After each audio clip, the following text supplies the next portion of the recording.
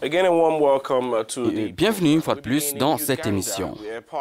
On commence par l'Ouganda où le Parlement a approuvé la suppression de la limite d'âge pour être élu président, qui permettra donc à l'actuel chef d'État de briguer un 6e mandat.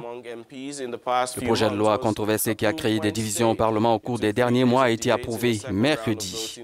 Il a fallu 3 jours de débat lors du second tour du scrutin pour que les élus de la nation adoptent ce texte qui supprime le verrou de la limite d'âge de 75 ans pour les candidats à la présidence. Cela signifie que le président Yoweri Museveni, âgé de 73 ans, qui dirige l'Ouganda depuis 30 ans, pourra être réélu en 2021. La limitation à 2 mandats avait déjà été supprimée en 2005 pour permettre à Museveni de briguer un 3e mandat. Ensuite, les sujets de Nii Akrofi et Serge Mankou. Il est désormais possible de briguer le fauteuil suprême en Ouganda, même au-delà de 75 ans. Les députés ougandais ont adopté mercredi, en effet, la suppression de la limite d'âge pour être élu président dans leur pays. Le très controversé projet de loi irrélatif a été voté par 315 voix contre 62 au terme de 3 jours de débat qui ont parfois tourné à l'affrontement au Parlement. Ce vote ouvre donc la voie à une éventuelle nouvelle candidature à la présidentielle de Yoweri Museveni, 73 ans, au pouvoir depuis 31 ans. Il pourra briguer 2 autres mandats à la fin de son bail actuel, prévu normalement en 2021. C'est donc un revers pour l'opposition ougandaise, des dirigeants religieux et même certains membres du parti au pouvoir qui étaient contre tout amendement supprimant la limite d'âge présidentielle. Dans la foulée, les députés ont aussi voté pour le passage de la durée de leur mandat de 5 à 7 ans.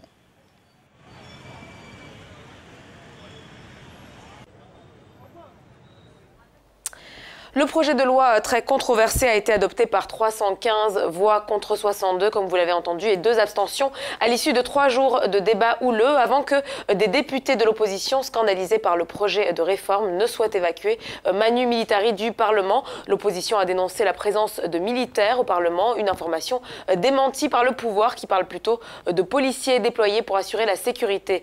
Et puis il faut savoir que ce n'est pas la première fois que la Constitution est amendée sous la présidence de Yoweri Museveni. En 2005, déjà, elle avait été modifiée pour supprimer la limitation à 2 mandats présidentiels, lui permettant ainsi de briguer ses 3e, 4e et 5e mandats. Le chef de l'État avait alors soutenu que le Parlement était indépendant et qu'il respecterait la volonté du peuple, un argument réutilisé 12 ans plus tard. Bien, on en parle avec l'analyste politique Israël Mayengo. Il est à Kampala, en Ouganda. Merci de nous rejoindre. Alors, au vu de l'histoire du mouvement de résistance nationale et du fait qu'il soit majoritaire au Parlement, pourrait-on dire qu'il y a eu un affrontement à ce sujet, au sujet de la suppression de la limite d'âge?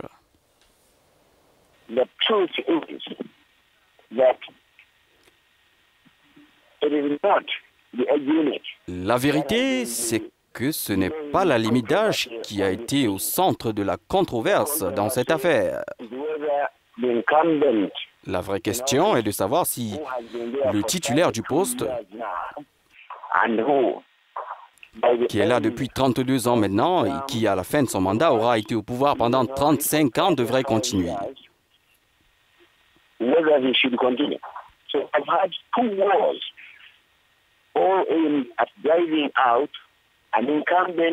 Alors il y a eu quasiment 2 guerres, toutes visant à chasser le titulaire de ce poste qui, littéralement, n'a aucun moyen de mettre fin à sa présidence.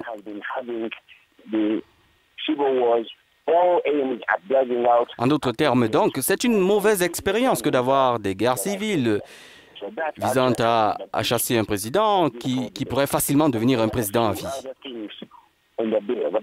Et il y a d'autres choses dans ce projet de loi, mais elles ne sont pas si importantes. Si le président Museveni était par exemple décédé hier, les votes au Parlement auraient pu être à 98% en faveur de la suppression de la limite d'âge. Certains estiment que le président Museveni a toujours modifié la Constitution en sa faveur. Un député ougandais a suggéré d'adopter ce projet à condition que Museveni ne soit plus autorisé à se représenter ou occuper le poste de président.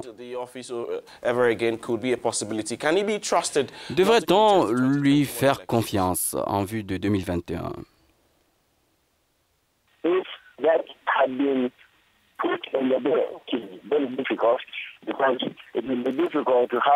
Si cette clause avait été prévue dans le projet de loi, ça aurait été très difficile de la faire passer, car il serait irréaliste d'avoir un projet de loi qui mentionne expressément le nom d'une personne.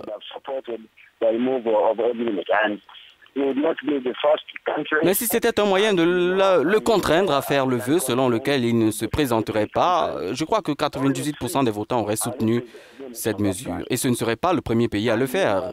Vous savez, sur l'ensemble des 53 pays du continent, 3 seulement ont des dispositions légales sur la limite d'âge pour la présidence. Beaucoup d'autres n'en ont tout simplement pas.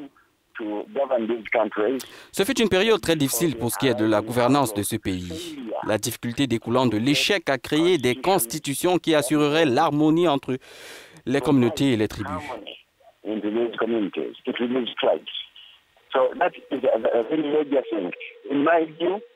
Ce serait donc une très grande chose, à mon avis, pour ce pays que d'avoir une espèce de renouvellement du leadership, ce qui permettra au gouvernement d'être efficace, comme on peut le voir par exemple en Suisse. Alors, que compte faire maintenant l'opposition ougandaise?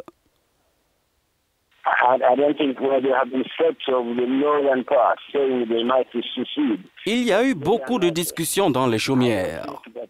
Les gens disent qu'ils pourraient, les opposants, se retirer du Parlement.